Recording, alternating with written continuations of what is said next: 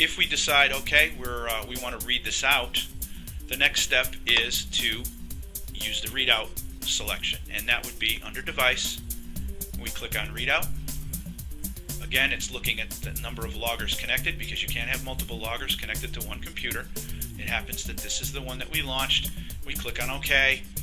This window gives us the option to either stop the logger or not stop the logger and read it out. For the purposes of this demonstration, we can stop it and we can read it out. The next window that opens is a file save window. This allows you to save the data file that we just created over those few seconds that we were talking to the folder of your choice, and that could be a network folder if this is a networked computer. For the purposes of this exercise, we will save this to the desktop.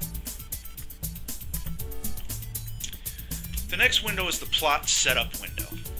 Now, the plot setup window gives you the option to plot all of the channels that were selected in the launch or only specific channels. It doesn't change the data file at all. It just gives you the ability to look at individual data plots or all of the data plots that are available. So that would be up here. You can check off, again, we measure temperature and relative humidity.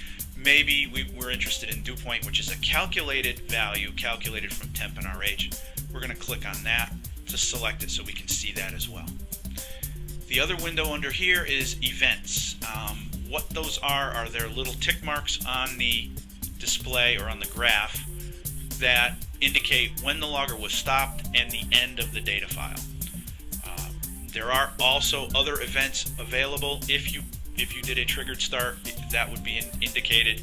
You can also label the events in the during the deployment by pressing the trigger start button. But for this purposes of this exercise, we won't display those. We'll click None, and then we plot.